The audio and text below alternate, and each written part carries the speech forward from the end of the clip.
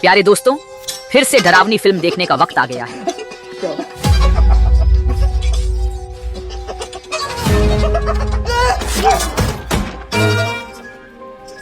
कहानी शुरू होती है जब एक लड़की अपने बॉयफ्रेंड को मक्के के खेत में ले जाती है। वह अपनी शर्ट उतारकर छुपा छुपी खेलने लगती है। लड़का उसके पीछे जाता है पर जल्द ही उसे नहीं ढूंढ पाता। सिर्फ जमीन पर एक बड़ा पदचिह्न दिखता है। जैसे ही लड़का हैरान होता है, लड़की अचानक बाहर निकल आती है।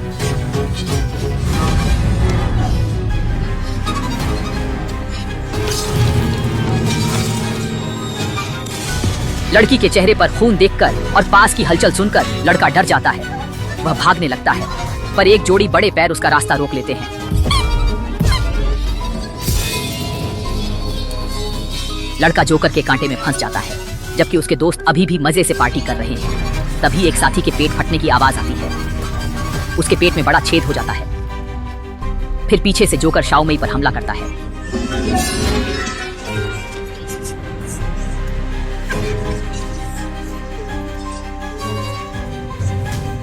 पता चलता है कि जोकर एक दोस्त था जो मजाक कर रहा था, पर असली जोकर छिपकर सबको देख रहा था। घर लौटकर शाओमेई वीडियो देखती है और एक और जोकर दिखाई देता है। वह तुरंत स्क्रीनशॉट शाओहेई को भेजती है। शाओहेई को भी कुछ गड़बड़ लगता है।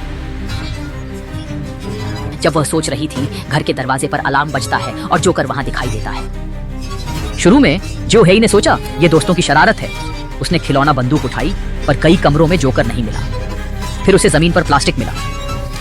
उसने सोचा दोस्त यहीं छिपा है। जल्दी से कैबिनेट खोला, पर वहां कोई नहीं था।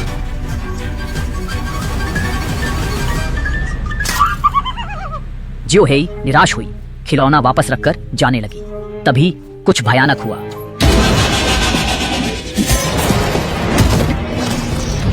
फिल्म का सबसे दुखद किरदार दिखा। हुआंग माओ व्यायाम कर रहा था। सोडा पीकर लोहा पीटना चाहता था। मुड़ा तो जोकर का संगीत बॉक्स देखा। उसने भी सोचा दोस्तों का मजाक है। काफी देर बाद भी दोस्त नहीं आए। उसने बॉक्स कूड़े में फेंका और लेट गया। अचानक एक बड़े हाथ ने उपकरण पकड़ा। भयानक जोकर आया। उसने आरी निकाली और हुआंग की गर्दन पर रखी।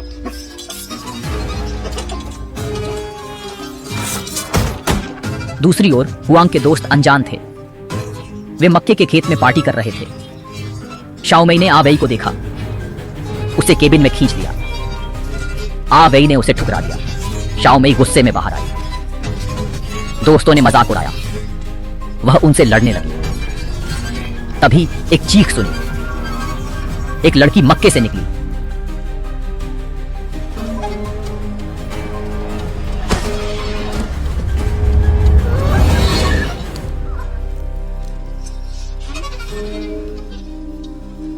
तीनों लड़कियों ने सोचा यह भी मजाक है। वे हंसते हुए लड़की के पास गईं। अचानक एक जोकर का सिर मक्के से बाहर फेंका गया। आश्चर्यचकित लड़की को अंततः पता चला कि कुछ गड़बड़ है। जोकर का मुखौटा हटाने पर वह उसका लोहा प्रेमी हुआंग माओ निकला। जब दोनों लड़कियां उत्तेजित थीं, शाओमेई ने लड़की की नाड़ी जांची और पाया कि वह वास्तव में मर चुकी थी, न कि नाटक कर रही थी।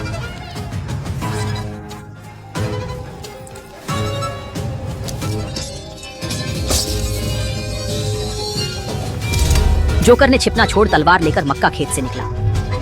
एक अनजान युवक ने सोचा वह पार्टी के लिए आया, पर अगले पल जोकर ने उसे मार डाला। ये देख तीनों घर भागे, पर बाहर बंद कर दिए गए। जोकर के आते देख वे पीछे के दरवाजे की ओर भागे और बंदूकधारी घुंघराले से टकराए।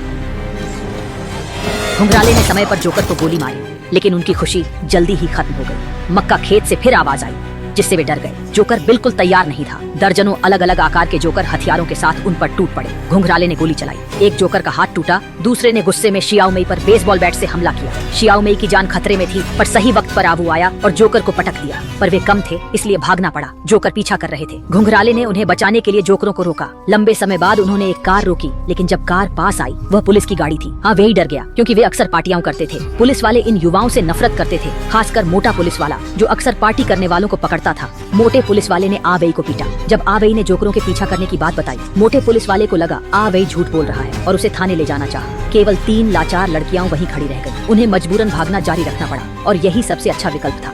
सबसे अच्छा रास्ता मकई के खेत में छिपना था, पर वह जोकरों का अड्डा था। जल्द ही उन्होंने शोर सुना। एक जोकर बर्तन लेकर खेत में पागलों की तरह भाग रहा था। तीनों छिप गए और सांस रोके बैठे रहे। मिंग पाओ कनाडा, मिंग पाओ टोरंटो, तीनों जान बचाकर भागे। सामने वाली लड़की जोकर से टकरा गई। बाकी दो शोक में थे। अंत में एक पुराने लकड़ी के घर में घुसे। वहाँ सोफे पर एक जोकर बैठा था। दोनों डर गए, पर जल्द ही पता चला कि जोकर हिल नहीं रहा था। तो उन्होंने हिम्मत करके जांचा कि वह मरा है या नहीं। इस समय दोनों ने ऊपर से फोन की घंटी सुनी और तुरंत जीवित रहने की उम्मीद देखी।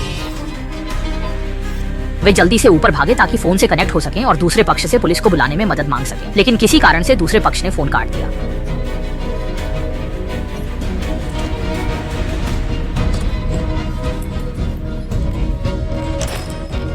फिर सुनहरे बालों वाली लड़की ने सदमे में दीवार पर तस्वीरें देखी। पता चला कि कई लोग पहले से ही जोकर की योजना में शामिल थे और जिस घर में वे थे वह दरअसल जोकर का अड्डा था। ये महसूस करते हुए कि यहाँ ज्यादा देर रुकना ठीक नहीं, दोनों जल्दी से बाहर भागे और एक जोकर से टकरा गए जिसके हाथ में स्टील का कांटा था। खुद को बचाने के लिए शाओमेई को सुनहरे बालों वाली लड़की से स्टील का कांटा छीनना पड़ा।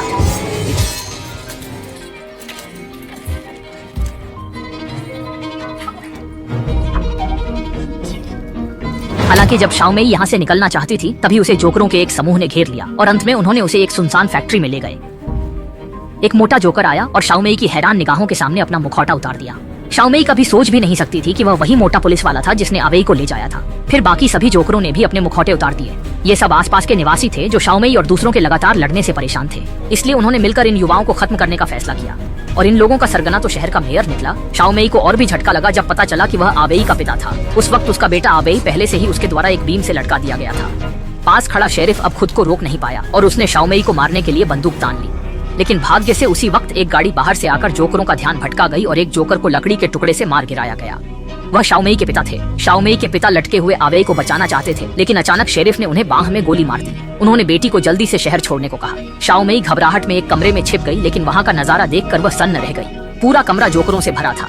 फिर उसे एहसास हुआ कि वे सिर्फ जोकरों के कपड़े थे। तभी उसने दरवाजे के बाहर से कदमों की आहट सुनी। वह समझ गई कि जोकर उसका पीछा कर रहे थे। जोकर के अंदर घुसने से पहले ही उसने जोकर के कपड़े पहन लिए।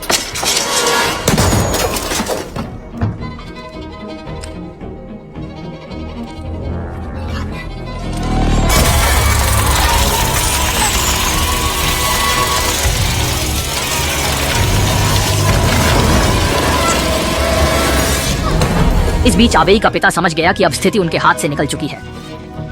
उसने अपने बेटे को छोड़कर अकेले ही गाड़ी से भाग निकला। अच्छा हुआ शाओमेई के पिता ने समय रहते लटके हुए आवेई को पकड़ लिया। फिर घुंघराले बाल वाला आदमी आया। उसने गोली चलाकर आवेई को बांधने वाली रस्सी काट दी। भावुक दृश्य देखते हुए शाओमेई को आखिरकार समझ आया कि शुरू में आवेई ने उसे क्यों ठुकरा दिया था। कहानी के अंत में चारों एक दूसरे का सहारा लेकर इस डरावनी जगह से बाहर निकल गए।